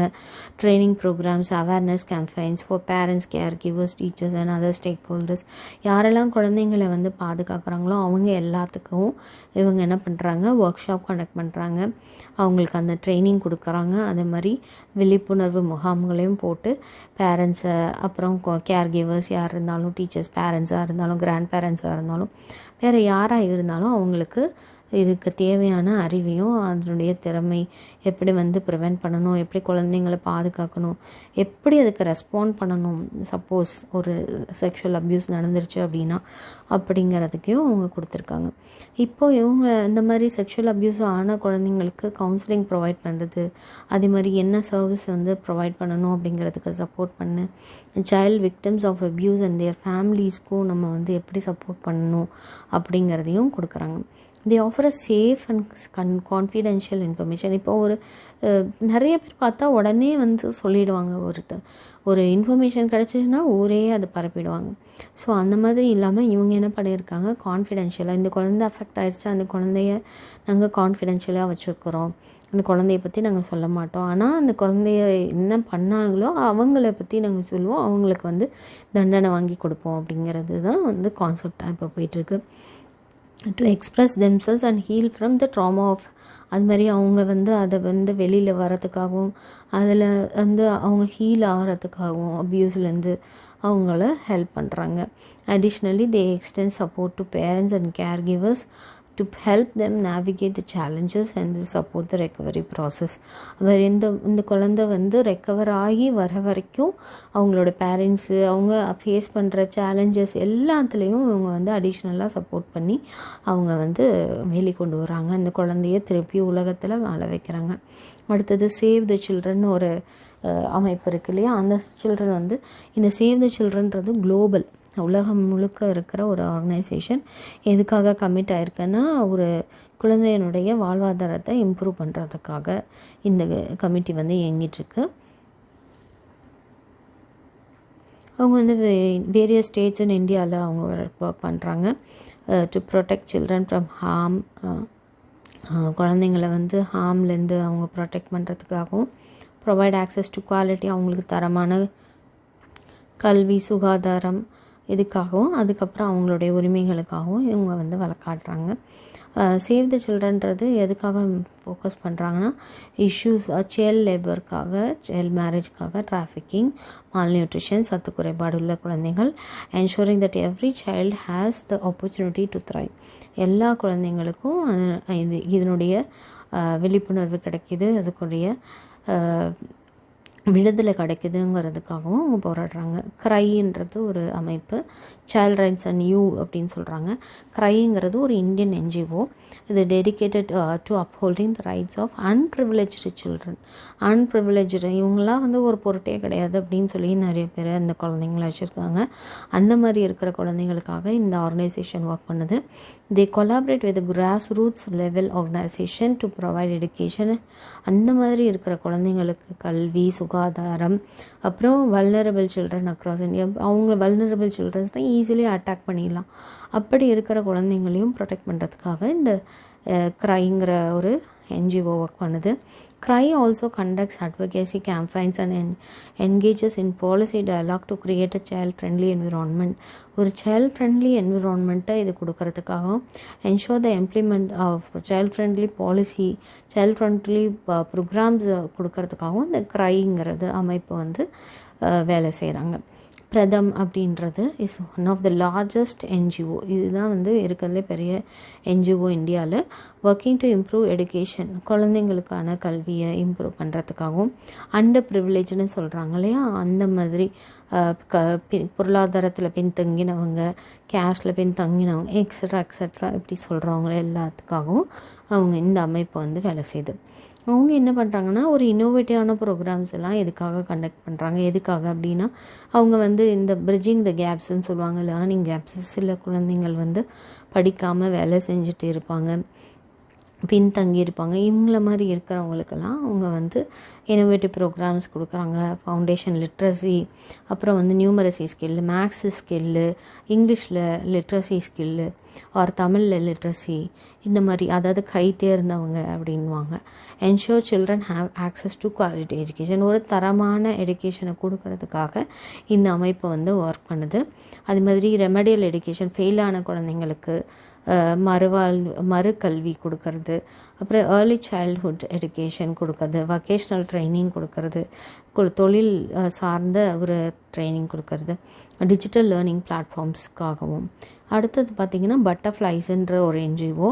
இவங்க யாருக்காக அப்படின்னு சொல்லிங்க, ஸ்ட்ரீட்டில் வாழ்கிற குழந்தைங்களுக்காக, அதே மாதிரி ஒர்க்கிங் சில்ட்ரனுக்காக இவங்க ஒர்க் பண்ணுறாங்க.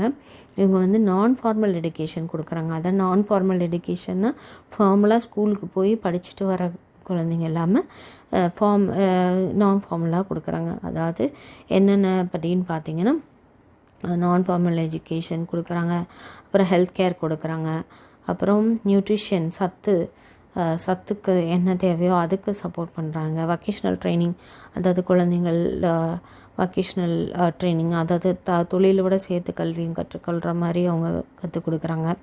அவங்களுடைய முன்னேற்றத்துக்காக ஒர்க் பண்ணுறாங்க. And enable them to escape the cycle of poverty and exploitation. Poverty, வறுமை இருக்கிறதுனால தானே அந்த குழந்தைங்க வந்து வேலைக்கு போயிட்டே இருக்காங்க.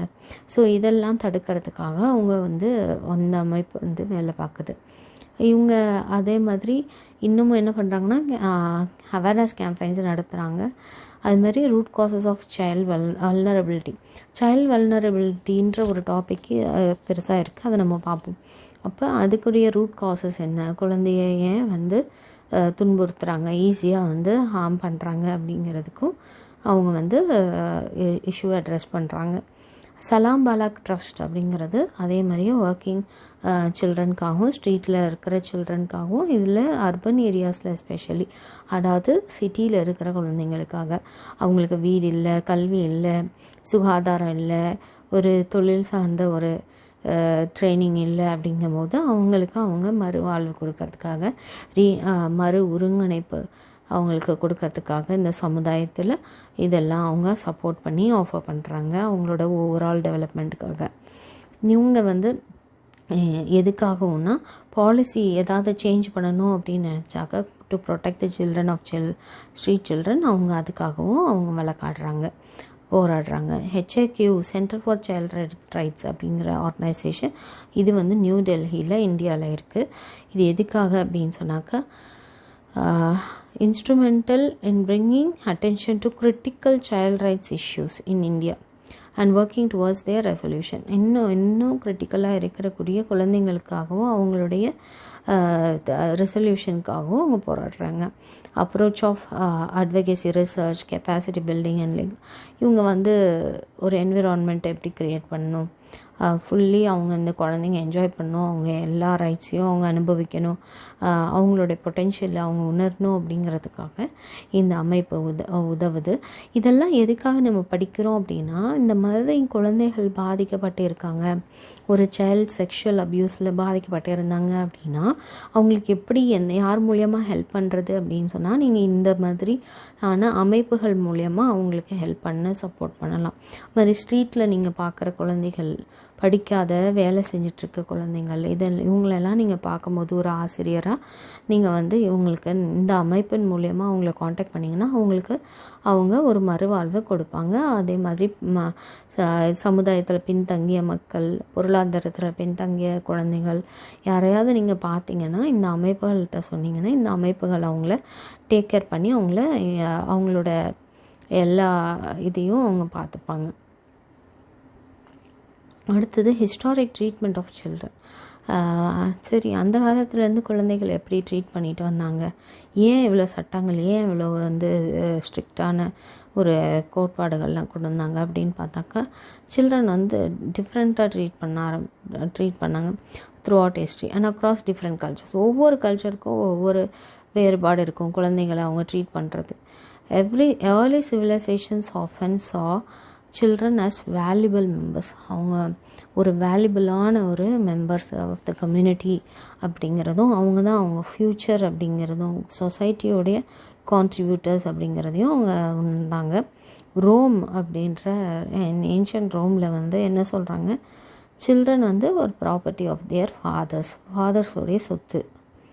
தேர் wellbeing was primarily the responsibility of the family. குழந்தைங்களுடைய வெல்பீயிங் வந்து அவங்களோட ஃபேமிலி தான் அதை பார்த்துக்கணும், அப்பாவுடைய சொத்து தான் இந்த குழந்தைங்க அப்படின்னு சொல்லி ரோம் நாட்டில் சொன்னாங்க. கிரீஸ் நாட்டில் எப்படி சொன்னாங்க அப்படின்னு பார்த்தீங்கன்னா, education and physical training were highly valued for both boys and girls. கிரீஸில் பாய்ஸு கேர்ள்ஸ் ரெண்டு பேர்த்துக்குமே கல்வி, அதுக்கப்புறம் ஃபிசிக்கல் ட்ரைனிங்கும் ரொம்ப முக்கியம் அப்படின்னு சொல்லி கொடுத்துருந்தாங்களாம். யூரோப்பில் எப்படி இருந்தாங்கன்னா, மிடில் ஏஜஸ் இன் யூரோப்பில் வந்து அந்த டைம் பீரியடில் வந்து children were generally viewed as miniature adults. அவங்கள ஒரு மினியேச்சர் மாதிரி தான் வச்சுருந்தாங்களாம். who are expected to contribute. குழந்தைங்களுக்கு ஃபேமிலிக்கு அவங்க வந்து கான்ட்ரிபியூட் பண்ணணும், வேலை செஞ்சு ஃபேமிலியை அவங்க முன்னேற்றி கொண்டு வரணும் அப்படின்னு. they often had to work an early age and were not afforded the same protection or rights as adults. அது மாதிரி குழந்தைங்களுக்கு அந்த ப்ரொடெக்ஷனும் இருக்காது. அவங்க ஆஃபன் வேலைக்கு போய் அதை சம்பாரித்து அவங்க கொடுக்குற மாதிரியும் இருந்துச்சு யூரோப் கண்ட்ரீஸில். அதுக்கப்புறம் என்ன ஆச்சுன்னா, 17th and 18th centuries enlightened thinkers began to advocate for more human treatment of children. So அதுக்கப்புறம் தான் வந்து குழந்தைங்களை பற்றி நான் அட்வொகேட் பண்ண ஆரம்பித்தாங்க 17ஆம் நூற்றாண்டு 18ஆம் நூற்றாண்டில். The concept of childhood as a distinct and vulnerable stage of life emerged, emphasizing the importance of nurturing and education children.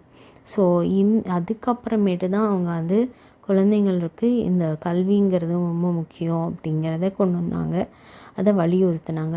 ஃபிலோசபர் John lakhs என்ன சொன்னார், குழந்தைங்க வந்து ஒரு டேப்லர் ராசா, அவங்க ஒரு blank slate, அவங்களுக்கு நம்ம தான் எல்லாமே கற்றுக் கொடுக்கணும் அப்படின்னு சொல்லுவார். பேரண்டிங்னா ஸ்கஃபோல்டிங் அப்படிங்கிற மாதிரி இல்லையா. அவர் வந்து எந்த செஞ்சுரியில் சொன்னார்னா 17th and 18th செஞ்சுரியில். அடுத்தது பார்த்திங்கன்னா 18th and 19th செஞ்சுரிஸில் என்ன சொல்கிறாங்க, இதுக்கப்புறமேட்டு சேஞ்சஸ் கொண்டு வராங்க to the lifes of the children. எப்படி அவங்க வந்து many children were forced to work in factories and mines. அவங்க வந்து ஃபேக்ட்ரிஸ்லேயும் மைன்ஸ்லேயும் கட்டாயம் வேலை செய்யணும்னு சொல்லி அவங்கள வந்து ஃபோர்ஸ் பண்ணாங்க ஒரு ஹார்ஷான கண்டிஷன்ஸில்.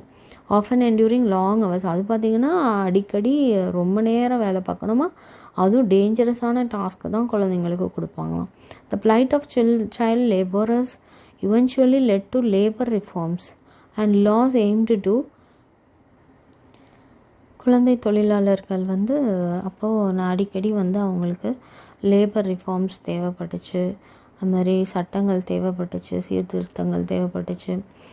நிறைய வந்து அவங்க உழைப்பை வந்து சுரண்டிக்கிட்டாங்களாம், அவங்களோட ஹெல்த்தையும் சுரண்டிக்கிட்டாங்களாம். 20th செஞ்சுரியில், அதாவது 20ஆம் நூற்றாண்டு வரும்போது there was a growing recognition, அந்த குழந்தைகளுக்கான அங்கீகாரம் அவங்களுக்கு கிடைக்க ஆரம்பித்ததான்.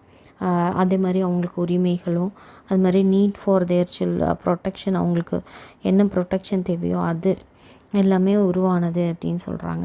யுனைடெட் நேஷன்ஸ் வந்து UNCRC இருக்காங்கல்ல 1989, அவங்க தான் வந்து இதை அவுட்லைன் பண்ணியிருக்காங்க.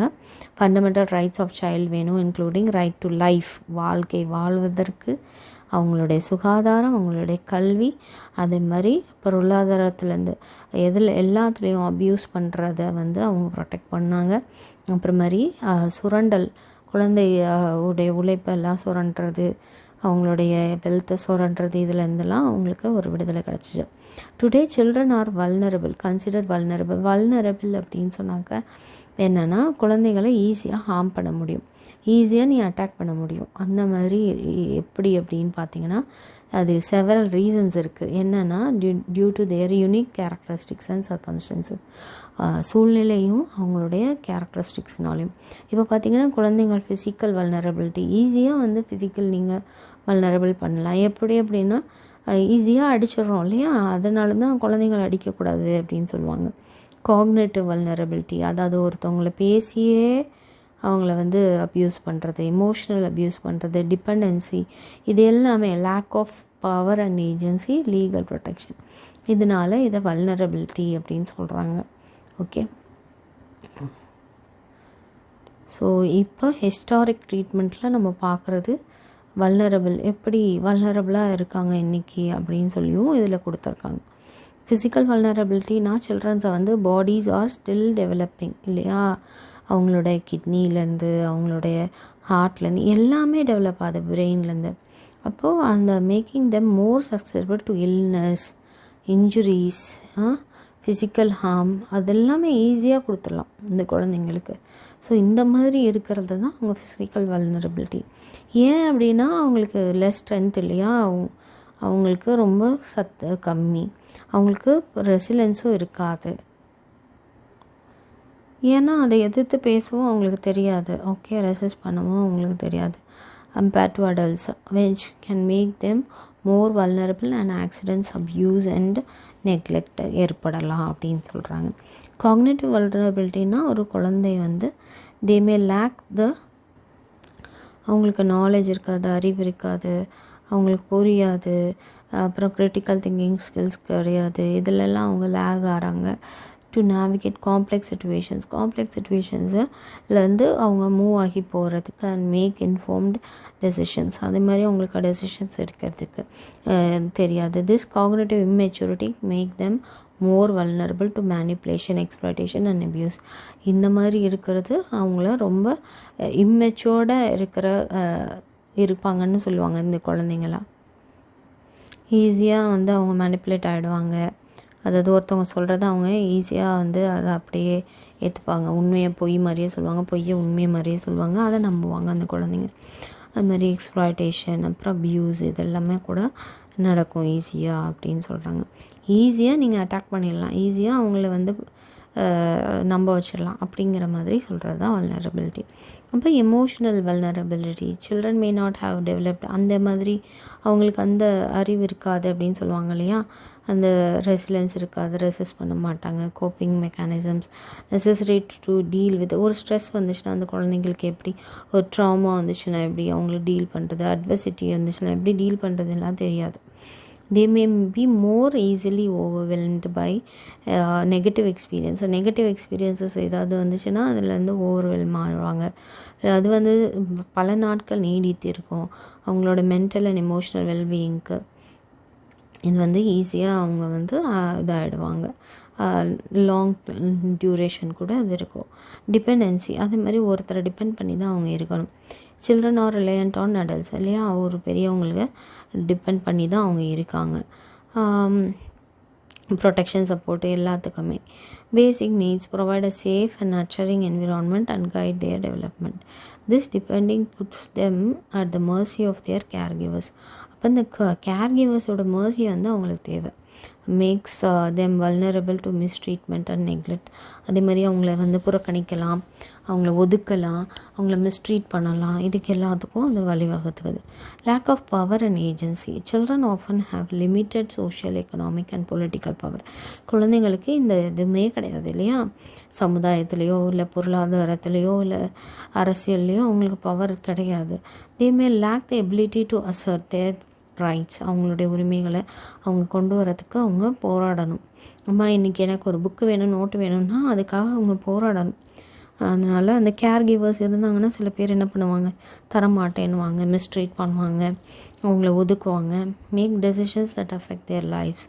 ஸோ இந்த மாதிரி இருக்கிறதுனால பவர் அவங்களுக்கு இல்லை. ஸோ திஸ் பவர் இம்பேலன்ஸ் கூட can leave them more vulnerable to exploitation, discrimination, violation of their rights. இது எல்லாமே இதுக்காக இதற்குள்ளே தள்ளப்படுது அப்படின்னு சொல்கிறாங்க. லீகல் ப்ரொடெக்ஷன் தேவை, லாஸ் அண்ட் ரெகுலேஷன்ஸ் தேவை.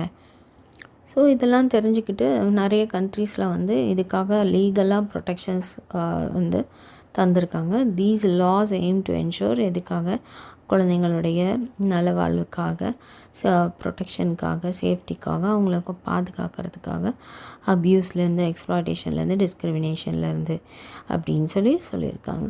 It's important to note the vulnerability is not a fixed characteristic okay of child but varies depending on, ஒரு குழந்தையை பொறுத்தும் இது வேரி ஆகும், ஒவ்வொரு என்விரான்மெண்ட் பொறுத்தும், அதே மாதிரி சர்க்கம்ஸ்டன்சஸ் இதெல்லாம் பொறுத்தும் இது வந்து வேரி ஆகும். Adults and community, society and the state as a whole, இது உங்கள் எல்லாருடைய கடமை அப்படின்னு சொல்லி நீங்கள் என்னவா எழுதிடலாம், கன்க்ளூஷனாக எழுதிடலாம். இதோட இந்த டாபிக் முடிஞ்சிச்சு.